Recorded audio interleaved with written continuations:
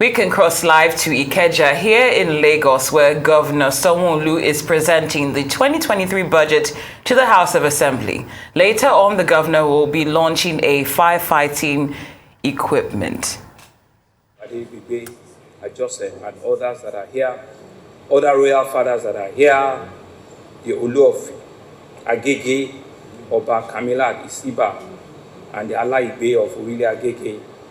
All of you acknowledge our political leaders, from the chairman of our party, Pastor Cornelius Ojelabi, members of the Governor's Advisory Council, led by Prince Tajudeen Olusi, Senator Antonia Defuye, Senator Musili Obanikoro, Alhaji Mutiore, Omoba Murphy Adetoro, and others that are here, captains of industry, heads of agencies that are here, CDC, CDAs that are here, representatives of our various ethnic nationals that are here, religious leaders that are here. I want to also welcome the gentlemen of the press. I want to acknowledge each and every one of you that has been part of this great event this morning. So, Speaker, I'm here to deliver our 2023 proposal to this great House. The Right Honorable Speaker and distinguished members of the Lagos State House of Assembly, it is with a great sense of duty that I stand before you today to present the year 2023 appropriation bill, which will be the final budget for our administration before the year 2023 general elections. As we work on consolidating our achievements in the last 3.5 years for our party's victory in the 2023 general election, the 2023 appropriation bill has been tagged Budget of Continuity. The 2023 appropriation bill expresses our unwavering determination to keep serving the good people of Lagos through our team's developmental agenda. We are indeed grateful for the trust reposed in us by the people, their faith in our government, and the operations since 2019. As we return to campaign trails to seek our people's mandate for yet another 4 years, we have resolved to continue our audacious intervention to every sector of our economy, and I'm confident that this budget of continuity will propel Lagos State to the next fiscal level.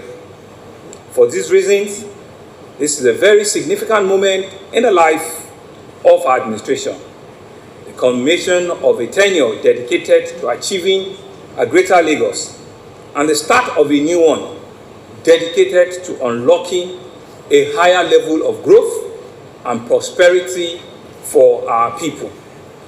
Mr. Speaker, honorable members of this hallowed chamber, you will recall that the first budget proposal I presented to you was on November the 8th, 2019 for the year 2020 budget. That budget was tagged the budget of awakening for a greater Lagos. The first budget saw substantial increase in education and health spending over the previous years before we came in. This demonstrates our commitment to human capital development as a bedrock of any economic growth and development. This was followed in November 10, 2020 by the budget of Rekindled Hope, which came against the backdrop of a very turbulent worldwide COVID-19 pandemic and the lessons and the learning coming out for the NSAS protest.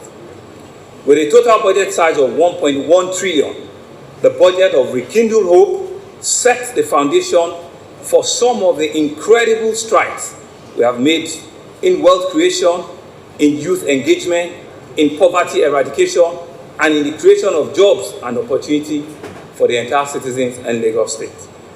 It is widely acknowledged that the processes to gain full employment opportunities is a major stimulant for wealth creation and economic growth. This explains why there was a cumulative provision for over 160 billion in that budget for human capital development in the year 2021. On our third visit budget proposal, we presented before this Honorable House on the 24th of November 2021 a budget we christened the Budget of Consolidation, reflecting its status as our final full-year budget before the year 2023 election, as well as our obsessive focus on sustaining the gains made in mitigating the disruptions of the previous 2 years, especially through aggressive social intervention, support for businesses, and investment in critical infrastructure across the entire 377 wards in the state. Mr. Speaker, this 2023 budget proposal, which I have the honor of presenting to you today, October 27th, 2022, has been appropriately christened the Budget of Continuity.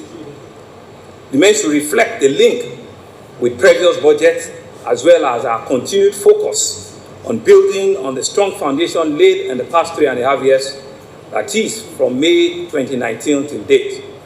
Despite the many challenges we have faced, and we have been able to remain focused and resolute as a government. I really want to appreciate Mr. Speaker and the honorable members of this House for your support from the beginning of our administration. I am particularly impressed with the single-minded determination of your good selves and all the honorable members towards ensuring that good governance touches every nook and cranny of our dear state. Within the last 3 years, with our heads up, we can say that we have significantly delivered on all of our promises to Lagosians. Our performance has been verified by Lagosians and by non-Lagosians that are privileged to visit and spend time in our great state. We have completed most ongoing projects that were inherited from previous administration. The outstanding uncompleted projects have been substantially progressed and will be commissioned in the near future. Our various policies, programs, and interventions have concentrated around creating opportunity for our teeming population by focusing on job creation, human capital development. The people of Lagos are the greatest assets to the state, and it is from this that we learn that the credit must go for the economic growth and development of our states and the ones that we have enjoyed over several decades. Mr. Speaker, statistics have shown that there is a direct correlation between investment in human capital development and economic growth as measured under the gross domestic product, GDP. Increased investment in health and education respectively produce correlated outcomes of productivity and good governance. This is why we are determined to continue to align the path of people-centered policy-making and targeted investment to create the right enabling environment for Lagosians to thrive and to do well. When our people have the right environment and access to high-quality healthcare, education, skill opportunity, there's no limit to what they can achieve, no limit to the level of growth and development that Lagos, and by extension, our country, can unlock. It is with now a start of highlighting. I will now start highlighting the major achievements and accomplishments that we have seen since we came into power in 2019 through a disciplined implementation of the 3 budgets that this Honorable House have graciously passed over this period. And so the highlights of some of the things we've done since 2019. In education, towards improving the learning and infrastructure deficit in our government, this administration has upgraded existing infrastructure and providing new ones. We will continue to do this in every possible way that will ensure that we have an improved learning and teaching environment in all of our public schools. Since 2019, we have successfully executed 1,149 unique projects in our schools. This includes the construction and handing over of 1,047 new classrooms. We've rehabilitated extensively 197 schools. We've constructed 8 brand new hostel accommodation in some of our model schools. We've handed close to 2,000 bed spaces in these schools. We've constructed and handed over 8 tower security buildings. We've rehabilitated about 298 public secondary schools. We've added 5 new public libraries in Ekpe, Badagry, Etiosa, Amuwo, and Ikorodu. We have equally provided dual pieces of furniture, about 180,000, which by extension gives seats for almost 400,000 students. In terms of capacity building and strengthening of our public education sector, in the last 3 years, we have successfully recruited almost 10,000 teachers across primary and secondary schools. In the area of educational technology, we have been living up to our name as Nigeria's pace-setter state. We held the first pre-tertiary computer-based test in the country for our Lagos Model Colleges in 2021. Our deployment of technology solution has helped us to improve our learning outcomes. For example, the WAEC pass rate in our public schools rose between 1999-2000 from 39% to 80% in 2021, and in 2022 it has risen to 82%, even against the backdrop of a global pandemic called COVID-19. Our EcoExcel initiative, which is Leave No Child Behind, has trained over 18,000 teachers and equipped them with teaching tablets. And we have also equipped about 450,000 students with personal e-learning technologically driven devices and textbooks. We have successfully introduced a comprehensive school program. We have rolled this out in 12 schools at the first phase, and we are targeting 50 before the middle of next year. We want to use this to stem the rate of attrition out of our public schools. We see this as a challenge, and we have introduced comprehensive schools. We're also equally emphasizing vocational education as a means of also stemming attrition. And new subjects that are being taught in these schools, including technology, beauty and fashion, building and material testing, media, and agriculture. Mr. Speaker, honorable members of this House, I am excited to announce the commencement of academic session in our 2 newly established tertiary institutions, which is the University of Education and the University of Science and Tech, which this noble House granted us a bill to set these 2 universities up. Equally, on tertiary education, apart from the creation of these 2 universities in the state, we have also institutionalized training and upscaling of our students in preparedness for the war of the future. In this regard, we are using the Job Initiative Lagos, JIL, a program that has seen us train over 70,000 schools, university students in entrepreneurial skills and work readiness for the future. Our policies and interventions in the education sector have been profoundly improved outcomes in our students and their ability to contribute meaningfully and effectively to the economic trajectory and growth of our state. On our health and emergency response, Mr. Speaker, honorable members of this House, you will recall on common response that your states went through during the COVID-19 pandemic, for which we got positive recognition and global accolade for what we were able to do together with yourselves during this pandemic. One of our major takeaways from this pandemic, therefore, is the need for us to improve our people's access to quality health care, which is why we have and will continue to proactively invest in significant resources in building, in rehabilitating, in equipping all of our primary, secondary, and tertiary health facilities that we have in our state. We successfully rolled out our telemedicine service, leveraging the Lagos Health Management Agency, LASHMA, to support our home-based care during the COVID-19 cases.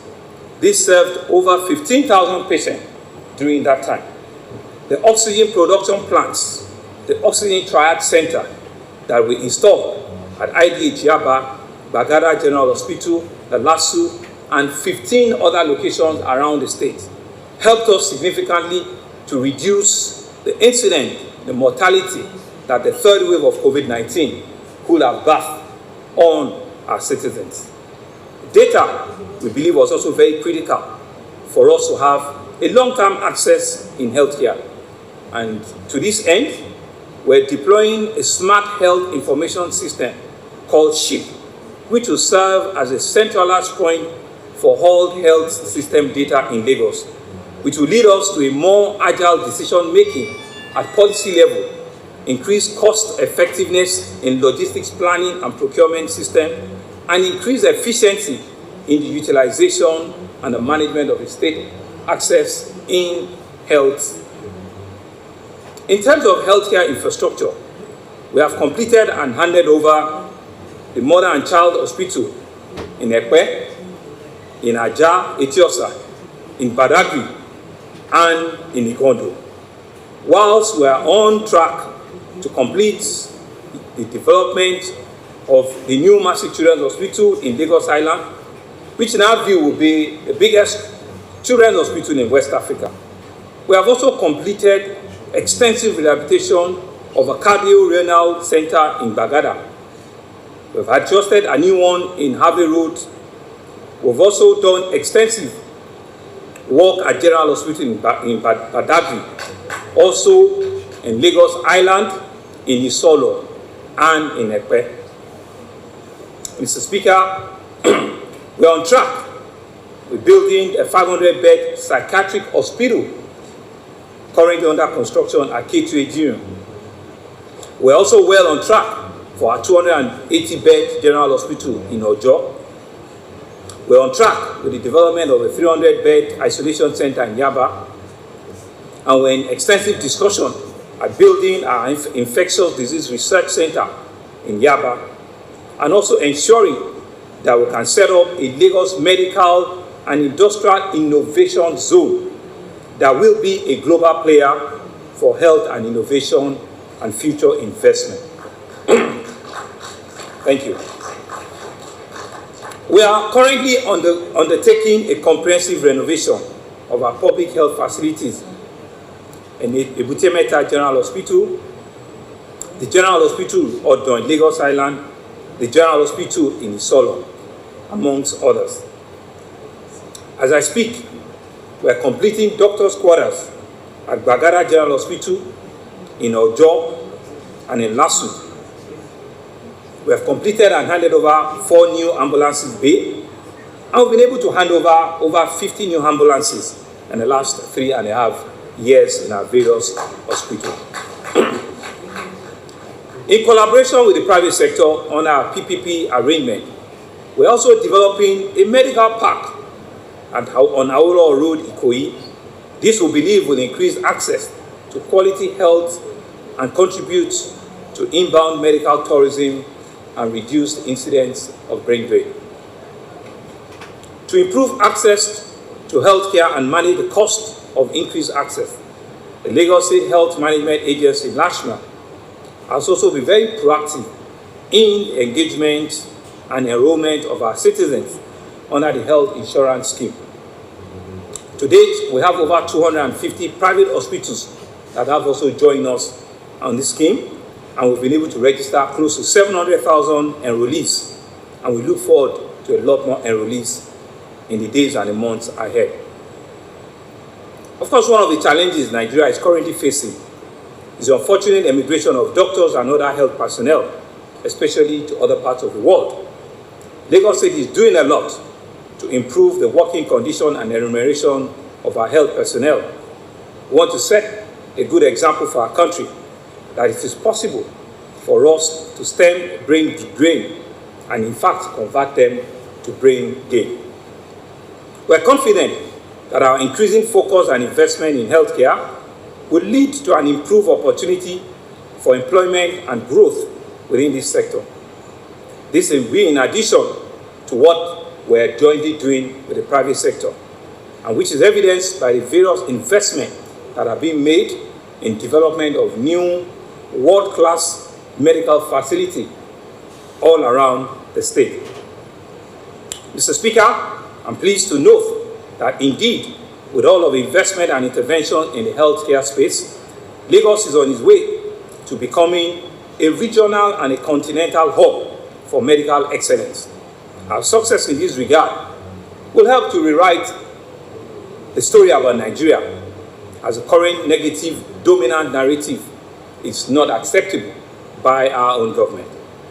In the area of emergency response, we have acquired 62 brand new firefighting trucks and vehicles, which will be handed over later today to the Lagos State Fire Service.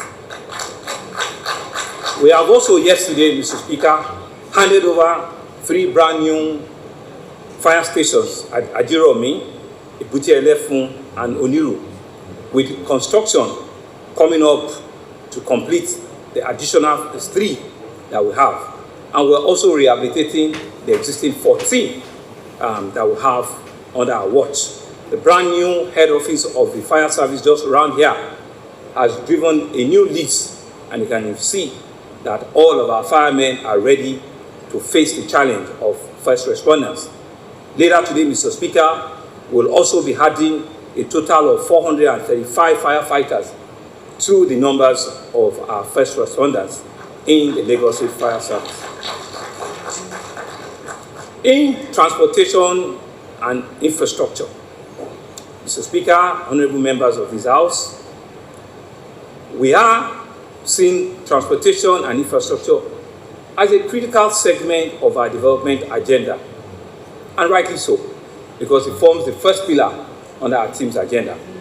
For a buoyant economy, which is what we have always been committed to from inception, we recognize and will appreciate the need to make investment in these areas, as we have often determined that productivity is driven by how well your people can move from one point to the other.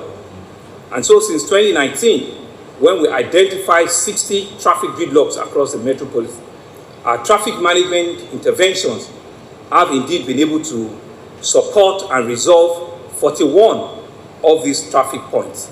And we believe that significant impact of flow have seen about 86% of traffic gridlock at this point being resolved extensively. Some of these major access include the Access Bank Road in Oniru, Allen Avenue, Lekki Epe Expressway, Ikeja, Maryland Junction, and all of them all around the state. In Apapa, for example, we have seen appreciable resolution of the Apapa gridlock, and we dare say that indeed we have significantly solved the problem there through the implementation of the call-up system and through the provisions of about 31 hectares of land for the development of a trailer park. Lagosians now enjoy enhanced productivity in that part of the city. Journeys that hitherto take hours are now been reduced to less than 20-25 minutes to do a turnaround in Apapa. We have equally recruited over 1,000 new LASMA personnel to improve traffic management and coordination all around the metropolis. We have also given the headquarters of LASMA and other of their zones a major facelift, which we believe has improved and will enhance their efficiency and their productivity. These are some of the things that we have done that will help to ease traffic flows from and within the metropolis. Mr. Speaker, and in line with our pledge to transform critical infrastructure in the state, I'm proud to say that we successfully facilitated investment of over $600 million in the Lekki Deep Sea Port, which we know are working very closely with other private sector. These brand new ports, which will be completed before the end of next month. In fact, from next week, it's supposed to start test running. We believe that it will have the capacity to receive 3 times the capacity that we currently have in Apapa Port, and will give Lagos GDP, and will give about 50% of shipping logistics volume within West Africa that we currently have only about 22%. I'm pleased to also note that we have just received approval from the federal government for the establishment of the Badagry Deep Sea Port, which is also in partnership with the private sector at our last Inveti Summit.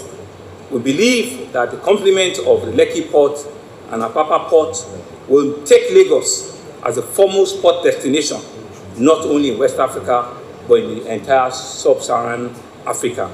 And it will be able to compete very, very well with the ports of Sahad in Egypt and the port of Durban in South Africa, and will position Lagos as having been ready for the African Free Trade Continental Free Agreement. To complement the Lekki Seaport and the growing problem of eastern flank of the state, we are completely rebuilding the Lekki-Epe Expressway with a re-enhanced and reinforced concrete from the first phase from the Eleko Junction to the Ekpeti Junction, which is an 18.7 kilometer, 6-lane rigid pavement road. The phase 2 of this road, which will start from the Eleko Junction also to Abraham Adesoya, has since been awarded and construction is underway. Mr. Speaker, members of this House, it gives me great joy and delight to announce to you that we are on the grips of successfully birthing a fully functional light rail system within the Lagos metropolis. This is the first project of this kind funded by any subnational anywhere in the world. The blue line and the red line are scheduled to commence operations within the first quarter of 2023. The combination of both lines will reduce daily commutes of millions of Lagosians, which either take almost 2-3 hours on journey, which will now be reduced to under 30 minutes. This significantly enhancing the productivity of our people and will improve the quality of life of our citizens. The red line, which comes with 10 bridges, 5 of them almost completed now, will have 8 first-class, world-class train stations and about 10 pedestrian bridges. The blue line also, which will have an elevated station both at the National Trade Fair and the National Theatre and the Marina Station, which are the sizes of 2 football fields put together. Both lines have, over the construction period, generated employment for over 7,000 Lagosians, and is expected that about 5,000 direct permanent jobs will be generated once passenger operations commences on these rail projects. In addition to these major roads and rail across the state, we have also recorded significant strides in the construction, rehabilitation of roads across the state. In Ikorodu, Obashekumade Road has been completed, Ijere Road has been completed. We are on track at ensuring that we complete Berigbe, Agric Ishawo, Bola Ahmed Tinubu, and all the rest of it in Ikorodu. In Ojokoro, there are roads that we're doing in Alimosho. Ishekun Camp David has been completed. We're on track on Ije Ododo, Ijagemo, Ijegun Road. We're on track with the development of new roads and new arteries in Alimosho. In Surulere, we have handed over the newly built Jimo Odutola Road, and we're working all around in our roads in Surulere. In Lagos Island, we have completed, about to hand over Adeja Dele, Tapa Road, and all of Okepopo. In Ikoyi and Victoria Island, we've handed over Thompson Road, we've handed over Milverton, Latif Jakonde, Cooper Road. We're almost completing Queen's Drive of Onyiko and Bayomi. In Victoria Island, we've handed over Adeola Hopewell. We've handed over Idowu Taylor. We're almost completing Adeyemo Alakija. We're almost completing all the ring roads around Oniru Estate. In Ojo, we're extensively gone, on Old Navy Town Road, on Buba Marwa Road, on the Navy Town Road and Old Ojo Road. We will also be moving into Afromedia Road, right? We're pushing extensively, to complete the Ajangbadi, road that we want to start with Okokomaiko. If we go to Badagry, similar roads are also being constructed, and we're on a track to ensure that no part of Lagos is left behind. In Koshofe, Demuren, Church Street, the link road from Ketu Alapere up onto Ojodu Road have also been almost completed. You've seen that we've completed the extensive redevelopment from mile 2 all the way to Ikorodu, because it's now rigid pavement. And these are some of the new developments and some of the new things that we're seeing in all parts of the state. In Amuwo Dofin, in Ajegunle, Mbaka Doso Road have also been completed. Different things are happening in different parts of the city. In Shomolu, we've seen St. Finbar's Road, you've seen Sholui Road, they've all been extensively done. You've seen the Iwaya Road that also have been completed. Every part of the city, every part of the metropolis is not left behind. In Epe, you've seen Sovio Yakubu Road, you've seen all the extensive, phase 2 road development that is happening, and we're completing and ensuring that we can hand over these roads to our citizens. We have also awarded, which is ongoing, the Lekki Regional Road, which is from Freedom Road to the outpost at VGC. We are also on track to ensure that the plan around the 4th mainland bridge, we sign the documents before the end of this year, once we have from our consultants and our investors the completion of the due diligence that we're doing currently. To optimize transport infrastructure, we have completed a total of 361 sectional road rehabilitation. We've added over 240 new palliatives, and our Lagos State Public Works have done over 650 inner roads all around the city. We have also introduced what we call the first and the last mile transport system. We've added over 500 new last mile buses into the fleet. Within the last 3 years, we've added high capacity, about 1,200 high capacity buses into our fleet in Lagos State. And these fleets are moving over 4 million people on the ridership on a daily basis. These buses have been introduced in different parts to ease the ban on Okada that we have in other parts of the city. Mr. Speaker, in water transportation, we have increased access to ferry movements in different parts of the water bodies that we have. Today, we're building terminals in 16 locations. 7 of them are already completed and will be handed over, and the remaining 8 will be completed before the end of our administration. We've added 22 new ferry jetties in 60 passenger capacity, 50 passenger capacity, that are moving people from one part to another.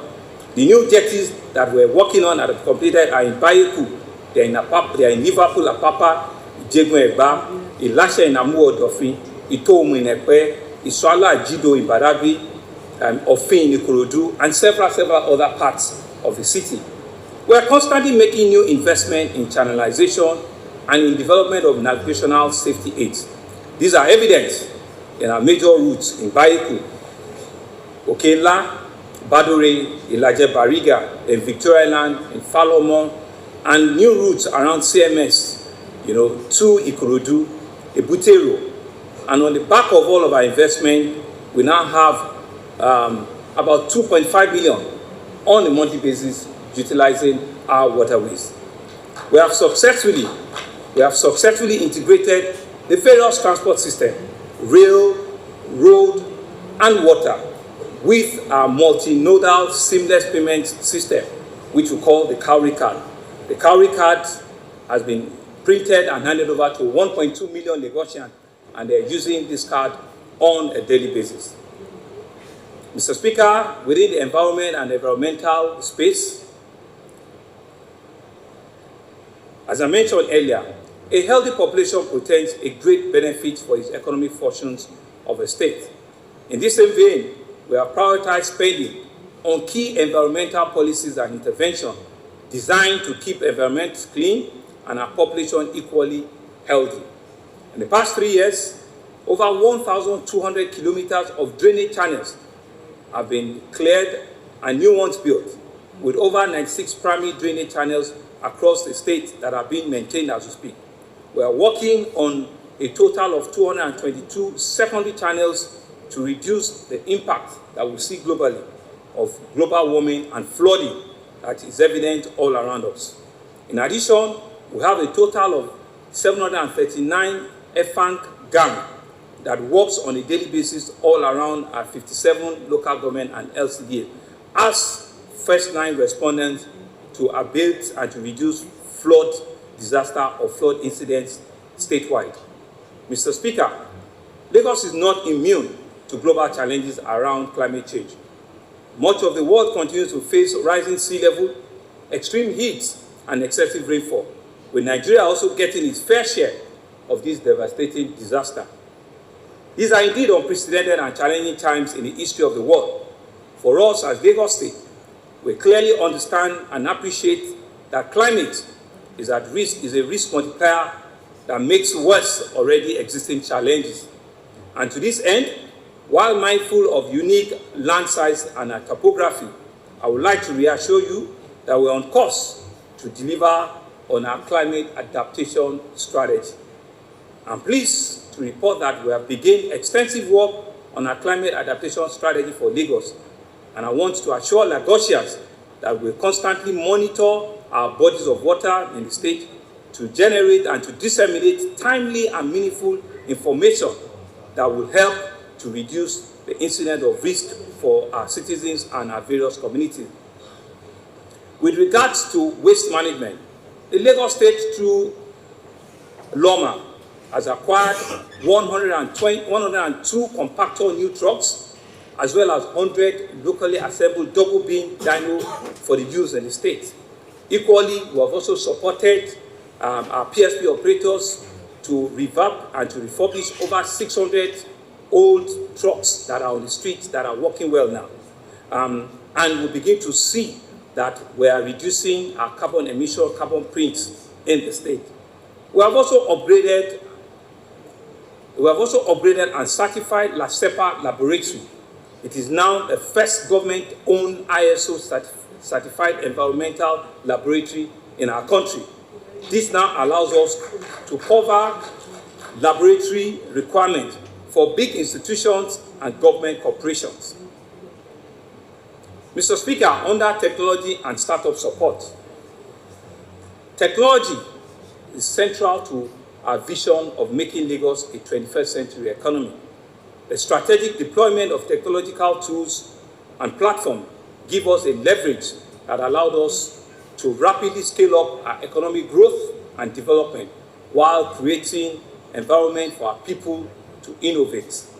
Also, the fact that technology provides inspiration, hope, and economic opportunity for millions of young people is enough reason to ensure that it also a priority for any government that seeks to enhance the limitless energy and capacity of its young people. Today, Lagos is a startup capital for Africa in terms of both the number of startups, businesses that we have, and our ability to attract funding and also provide exit opportunity for international investors. This is the city, as you know, where fintech unicorns, InterSwitch, Flutterwave, Paystack, and several others are born and are nurtured. We are proud of them, and we're determined to ensure that many more of their type emerge in the near future. We're facilitating investment in technology infrastructure, and it has galvanized to see that we're building this ecosystem. In this regard, I'm pleased to inform that we have so far attracted over $1 billion in private investment into data center infrastructure in Lagos in the last 3 years, including Google undersea cable that is bringing 20 times capacity as previously existed. And we're bringing hyperscale data center on ground, and we are happy that we're part of the groundbreaking that we saw earlier in the year. We also invested directly as a government in this regard. We have deployed and completed 2,900 fiber optics cable duct infrastructure as part of our planned 6,000 network across the entire metropolis. This network, we believe, will supply our schools, will supply hospitals, will supply other government facilities with high-speed internet, and also bring high-speed broadband to last mile, which will be in homes and in public spaces. Already, more than 50 government schools, hospitals, and other facilities are already connected to this network. We also use this to launch our first build 3-tier data center in Lagos within a few weeks. This, we believe, will provide huge infrastructure platform needed to power our smart city initiative. Through the Lagos State Science and Research Innovation last week, we have supported over 40 technology startups businesses with seed capital over the last 2 years. Lagos is one of the first in the country to launch a structured startup support program like this. Last week has funded over 50 research and development projects across our 4 tertiary institutions in Lagos: Unilag, Yaba Tech, LASU, and the University of Science and Tech, which we call LASPOLY before. With a first patent, we got a first patent of one of them in 2020. And so for us, we see Lagos as a startup capital, and our government will run an information portal for startup ecosystem, serving both local and international investors, as well as secure and important news and events for opportunities for innovators and inventors. Currently, this startup portal has over 3,000 startups on that portal and is growing on a daily basis. A very vital technology project that we have embarked upon as a state is a smart camera across the state. We have so far deployed about 520 of these smart cameras, and we're on track to deliver the first phase of 2,000 and a second phase which will take us to the 10,000, which will have covered every nook and cranny of the state. These intelligent cameras are not only actively supporting our work of law enforcement agents and covering first responders, but it's also providing very useful information in traffic management. We're seeing fewer incidents of needless confrontations between traffic enforcement officers and our citizens, while also seeing improved compliance with traffic rules within the metropolis. We're also investing, together with the private sector, in the development of a technology campus in Yaba, which we call the Knowledge Innovation Technology Enterprise Campus, which will greatly boost Lagos' position as a leading technology hub in Africa. Mr. Speaker, within the micro, small, and medium-scale businesses, the state government, through the Lagos State Employment Trust Fund, has supported almost 4,000 businesses with grants of over 1.2 billion, in direct financing, and in adding to other interventions, including mentorship, business advisory services, capacity building, as well as market access opportunity. The Lagos Employment Trust Fund has also trained over 4,000 in digital skills like digital marketing, coding, desktop production, and many more. We've seen that the vision of the Lagos Employment Trust Fund has supported over 40 tech startups hub in Lagos, and they're beginning to give vouchers to these hubs, at various locations that have been known as Lagos Innovation Network Hubs. The Specialized MSMEs Recovery Fund, which was an intervention during the COVID-19, in 2020-2021, has helped about 1,835 small businesses and has given them grants of almost $1.940 billion to be specific, and it has saved over 10,000 direct jobs and about 40,000 indirect jobs. We also introduced the Lagos Economic Acceleration Program, LEAP, to reduce the effects of COVID-19 pandemic again on small businesses. This initiative put together a 5 billion Edu Fund in partnership with the First Bank, and I'm also happy that the Edu Fund is doing very, very well. And we'll also set up another 1 billion Agricultural Value Chain Fund, which is also being utilized by some of these tech startups companies. Under our Youth Employment and Sport Initiative, Mr. Speaker, members of this Hallowed Chamber, you will notice that we have aligned very quickly technology and innovation as one of the serious, and we see that opportunities are bound to ensure that they can build up their skills and leadership development. To this end, we have rolled out various programs and initiatives that focus on providing fiscal infrastructure, development of sporting talent, and the provision of training and leadership development for young people to be able to provide them for the future. In this area of fiscal infrastructure, we have remodeled and renovated and added new youth centers across the state. The youth center in Ipesan, Alimosho, in Lafiaji, in Lagos Island, Modupe Oshikoya and Ikorodu, Badagry Youth Center. Similarly, we have done in Pokuoba Youth Center, Epe, Oba Komolafe Youth Center, and Agege, Isheri Youth Center, Ikeja Youth Center. All these youth centers have been designed to provide full-scale spectrum of engagement for our young people across ICT development, sport and sporting facility, vocational training, and general counseling services. And in the area of sports development, we launched the Lagos School Sport Intervention Program in August of this year, making the return of sport into our Lagos State public schools a major curriculum.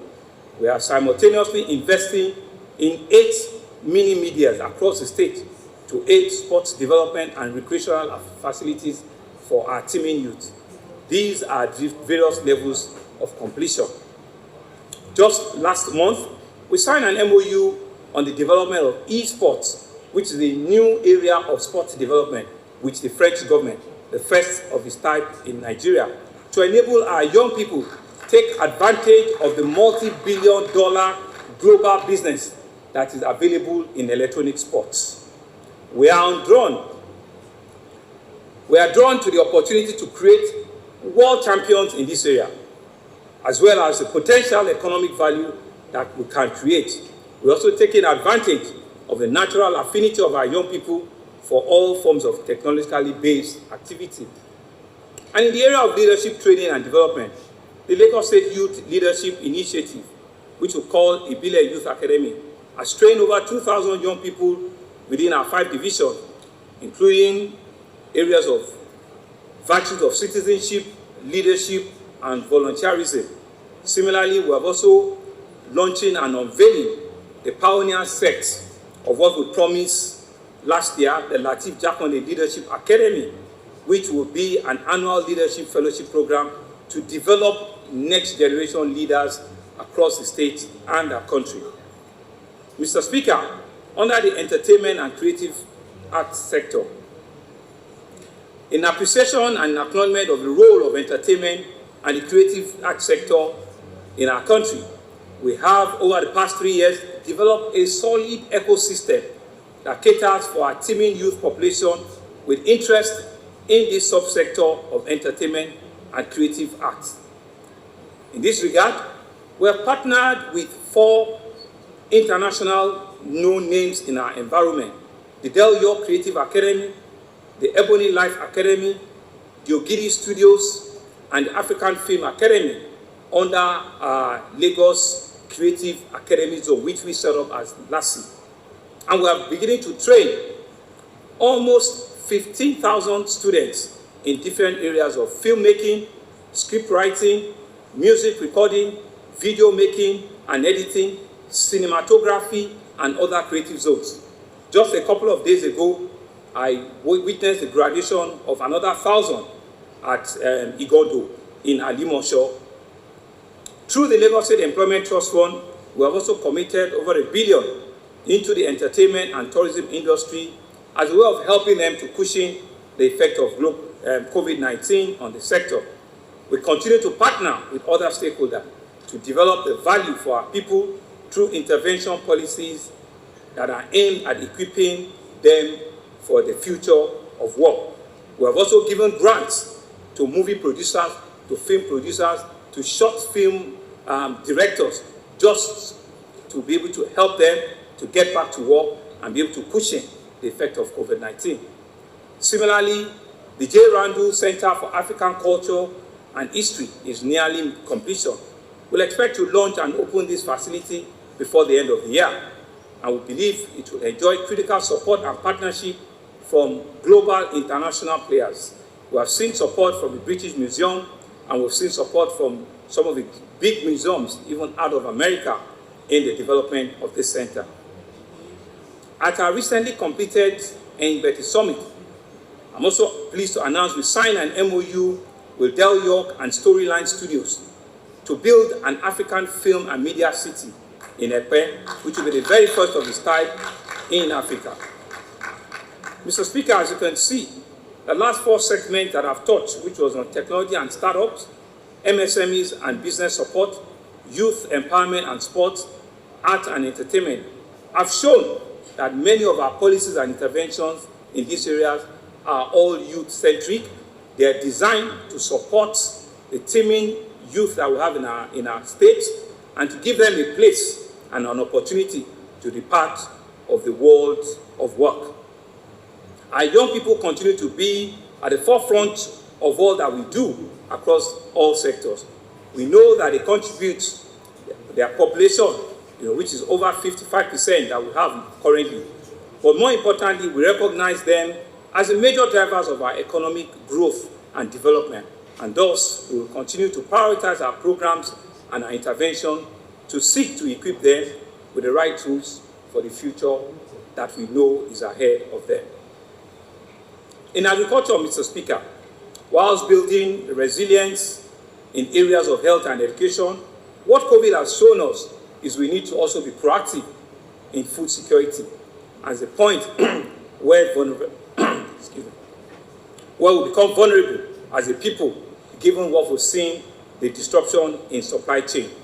Accordingly, and in response to this challenge, we're building what will be seen as Africa's largest logistics food market, with the intention of creating 16,000 direct jobs and over 40,000 indirect jobs, which we believe will reduce food wastages by up to almost 50%, as well as establish a commodity exchange that is designed to reduce cost of food by as low as 25%.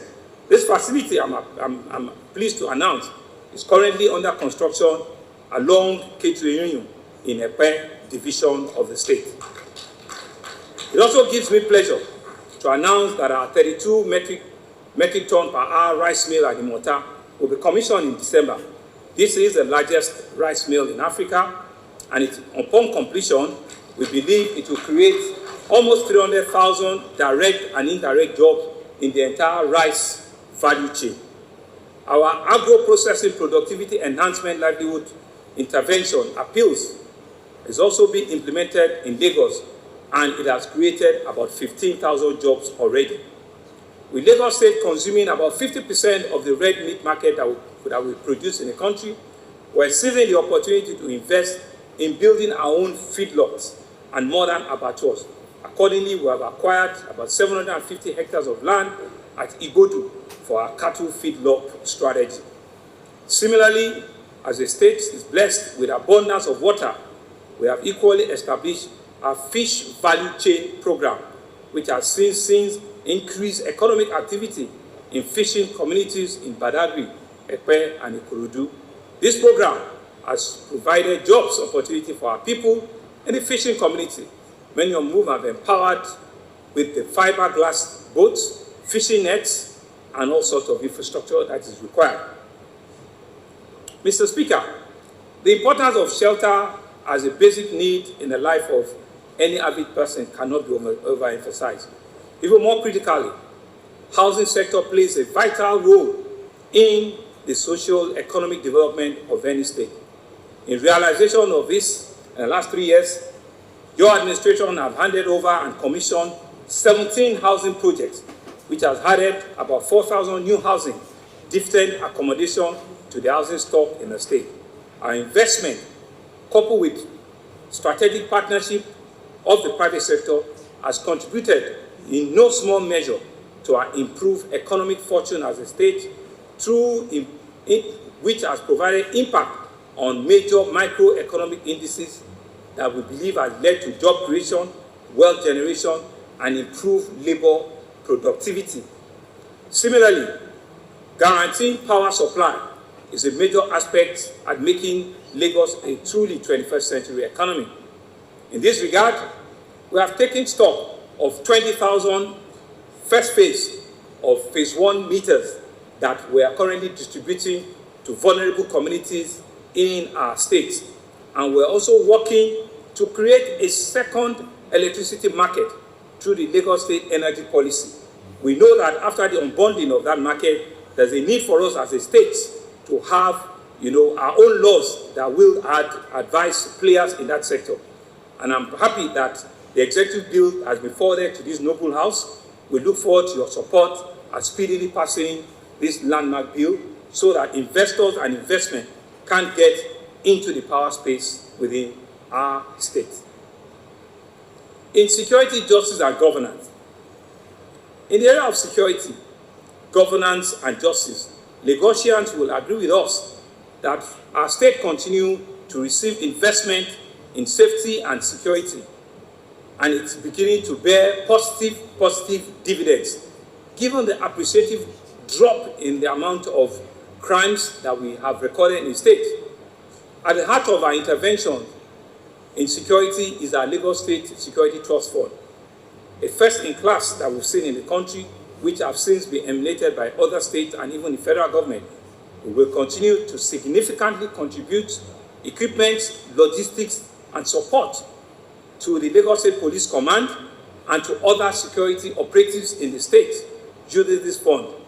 It also pleases to inform this honorable house that in the course of our administration, hundreds of new patrol vehicles have been given to them, high capacity, carriers, anti-riot, cannon vehicles, and all sorts of, bulletproof vests and security equipment have been handed over to the police. And in terms of judiciary and access to justice, we're currently renovating about 22 magistrate courts, and we're digitalizing 10 courtrooms at the High Court. We're also working on a series of reform judicial justice system for an improved efficiency and early dispensation of justice. Equally, Mr. Speaker, I'm pleased to announce that we got approval and appointments through the NJC, 24 new High Court judges, the highest that any state that we have recorded at any single time within the last 3 years. And we believe that this has impacted and will continue to impact the case of administration of justice in our states. I have taken time, Mr. Speaker, honorable members, to go through our achievements, modest, I dare say, over the course of the last 3 years, all with a view to presenting to this House the budget that we've been expended on all sectors and how it has robustly, in our view, impacted in the life of our citizens. Let me now review the year 2022 budget outcomes. The year 2022 budget is consistent with the Lagos State Development Plan and our team's agenda. We have designed the budget to give priority to completion of ongoing projects, as well as ensure that every effort are made at investment, partnership, policy, and extremely mitigate against noticeable negative impacts that might arise from our non-intervention. The size of the 2022 budget was 1.78 trillion, with a total revenue of 1.237 trillion and a deficit financing of about 521 billion. Capital expenditure was 1.1 trillion, representing 66% of total budget size, whilst recurrent expenditure stood at 591 billion, representing 34%. This capital to recurrent of 65 to 35 is within the Lagos State tradition and ensuring that economic growth must be supported by increased investment in capital expenditure. Mr. Speaker, the performance of the year 2022 budget as at the third quarter ending 30th September 2022 stood at 972 billion, representing 74% of the total budget size. An analysis of this shows that our total revenue has done 72%, our expenditure has done 81%, our total capital expenditure has done 70%, our total expenditure size has done 74%, and our financing we've done 77%. The above performance, whilst below our own set expectation, retains very strong prospects for us to close very strong. We still believe we will close at close to the 90 mark that we usually do, 85 and above, despite the global challenges mentioned earlier. This is supported by the near completion of our bond issuance of about 130 billion. We believe that we'll continue to use the various performance-enhancing strategy to motivate our people to close the budget at the end of the year at a very, very high note. Mr. Speaker, distinguished members of the Lagos State House of Assembly, in promoting good governance, especially in the area of long-range planning and resilience, we recently launched the 30-year Lagos Development Plan, 2022 to 2052. This plan, which has been crafted through numerous extensive stakeholder engagement, is the plan for our citizens. It has in its core 4 cardinal themes. 1, a thriving economy. Lagos will have a robust, healthy, and a growing economy with adequate jobs and strategic investments to sustain the growth. Human-centric city. Every Lagosian will have access to affordable and world-class education, healthcare provision, and social services. 3, modern infrastructure. Lagos will have reliable and sufficient infrastructure that meets the needs of a real 21st century city. And the 4th was on effective governance. Lagos will have a supportive and enabling environment that creates opportunity for all its citizens. These are the 4 critical pillars on which the 30-year development plan has been christened and has been handed over to our citizens. Mr. Speaker, I will now go to the year 2023 budget. I'm privileged here today to present our proposal for the year 2023 budget, which we tagged a budget of continuity. As earlier stated, this is the last budget before the 2023 general elections. It is therefore an opportunity to consolidate on all that we have been doing since our inception as an administration. I believe this will satisfy the yearning and aspiration of our people, the people of Lagos. The year 2023 is a year in which we will aggressively focus at completing all our ongoing projects, whilst we're expanding our social intervention programs and support for our citizens, from micro to medium to small businesses. In view of this, Mr. Speaker, I'm pleased to present to you the year 2022-2023 budget of continuity as proposed, with a total budget size of 1,690,753,894.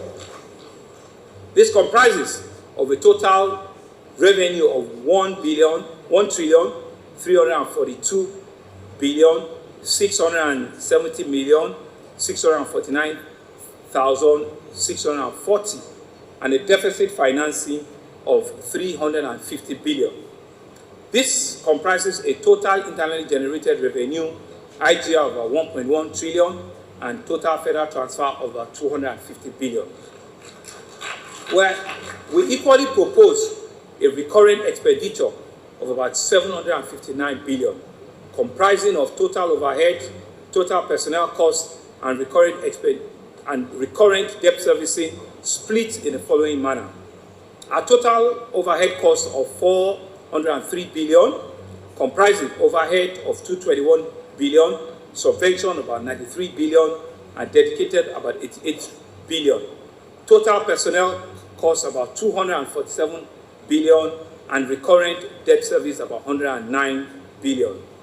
As regards capital expenditure, we propose a total figure of 932 billion 712 million 190,102, analyzed as new capital expenditure of about 670 billion and repayments of about 262 billion.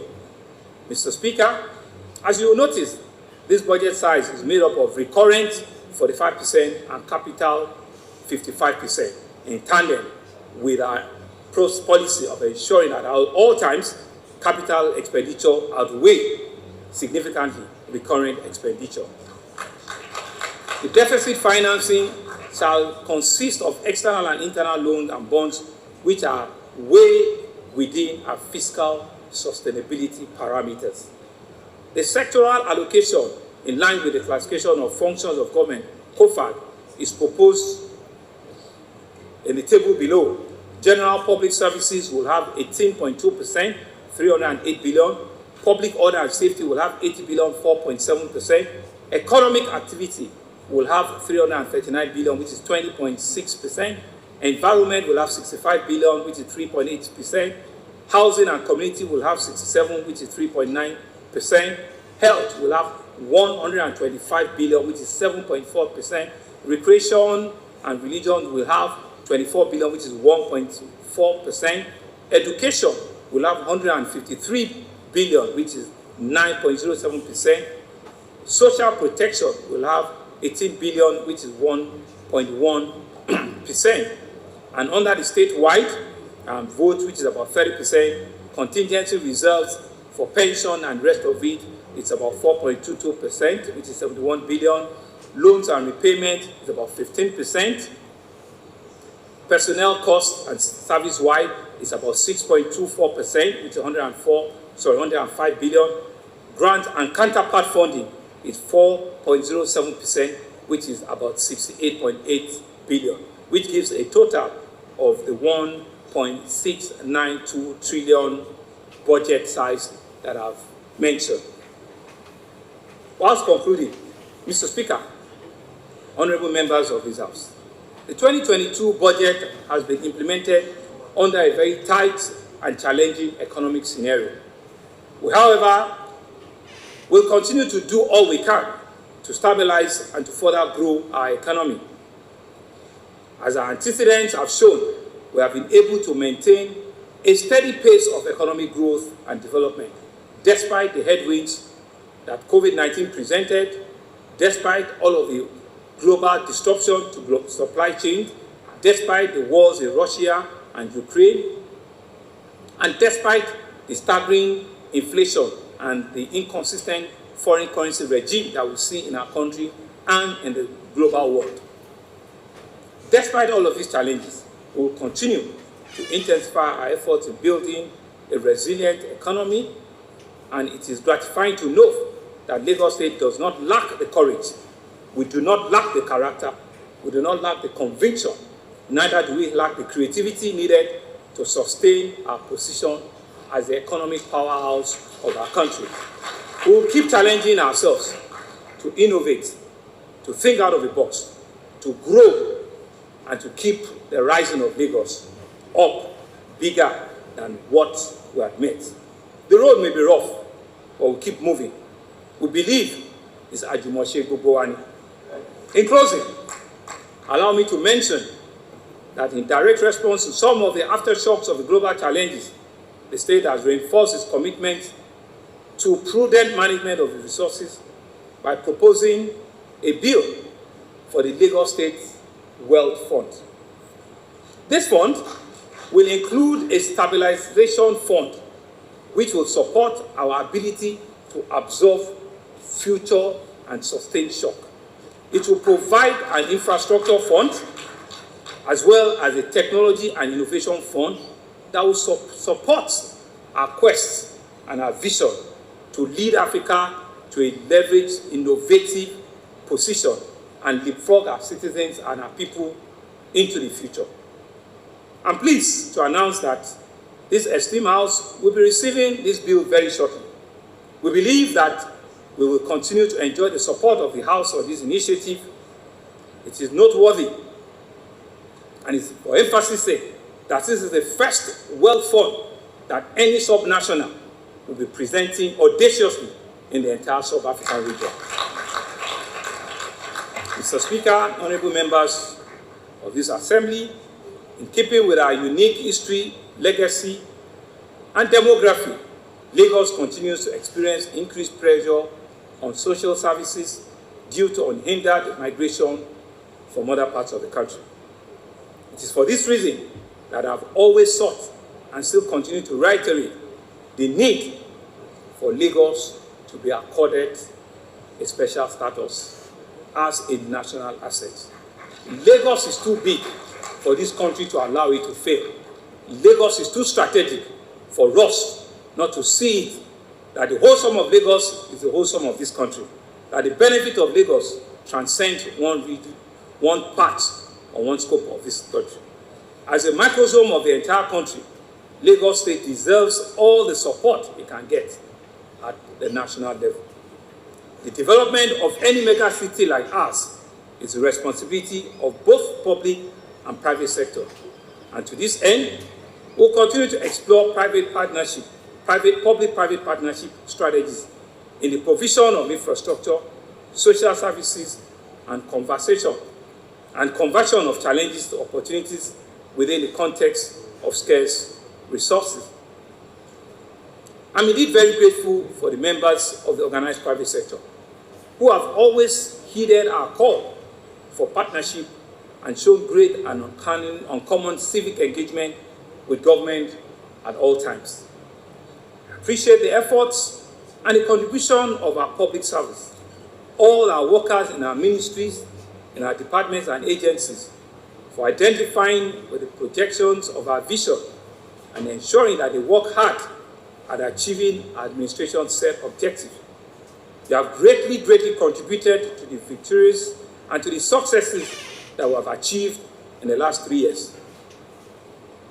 I'm positive that you will all continue to give your best to Lagos.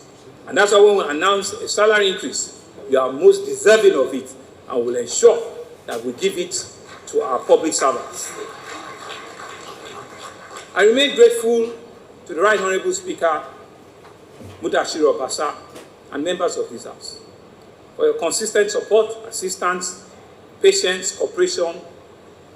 We believe without you, there will be no budget. To the leadership and to the teaming members of our party, the All Progressive Congress in Lagos, I cannot thank you enough. To thank you from the depth of our mind for supporting our government, for believing in us, for laying a strong foundation, for ensuring that what we have seen as a success story in Lagos will be replicated at the national level of our country. And I'm sure you know why it has to be that a Lagosian can indeed lead this country to a level that will be enviable for all to see.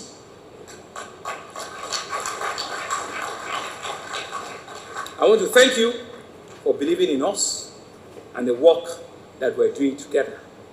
I want to thank all of our traditional rulers, our religious leaders. I want to thank all our civil society groups. I want to thank all of our stakeholders. I want to appreciate you for your unflinching support to our administration. To all the good people of Lagos, I'm personally eternally grateful for the opportunity and the privilege to serve. I would like to assure you that we will intensify the pace of work in the days ahead to add lasting value to your life. Please continue to support us by obeying the laws of the land, by paying for services and taxes in full, and by exercising vigilance and providing useful information that will help tackle the activities of criminals that we do not want in our sight. And keep saying, if you see something, say something. As you're all aware, we are fully in election season. We are grateful for the many gains that our democracy has offered us since the beginning of this Fourth Republic in 1999. We must strive to consolidate on these gains and ensure that we do not lose any of the grounds that we have all gained. In terms of a vastly improved electoral system, an increased level of civic engagement, and an increasing quality of governance at all levels, we are not yet where we should be, but this should not blind us to the progress we have all made together thus far. I want to appeal to all of us to shun any form of violence, any form of the violent conduct, and to carry out our politics with a spirit of tolerance, with a spirit that will ensure that there could be different views and opinions, and to know that we're on the same coin, we're just on different sides of the coin. I believe as the Russians, we will have a rancor-free, we'll have issue-based politics, and we are on the map for that. Once again, the Russians, I want to thank you for joining hands with our administration. You overwhelmingly elected us to lead you on a journey for a greater Lagos, for our collective dreams and aspirations.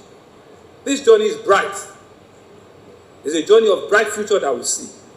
I promise you that we'll continue to ensure that we deliver on the promises.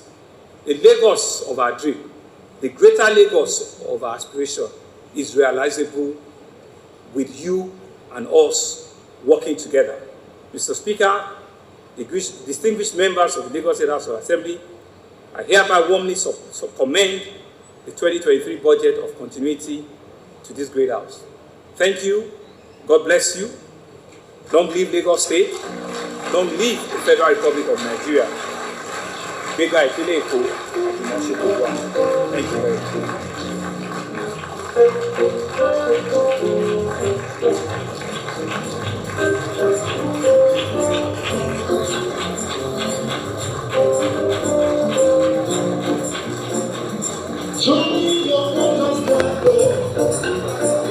Your power does the same thing.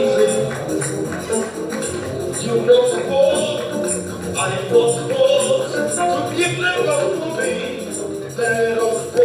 And we are live from the House of Assembly in Ikeja, Lagos State, where the Lagos State Governor Babajide Sanwo-Olu presented the 2023 budget that he described as being dedicated to unlocking a greater Lagos.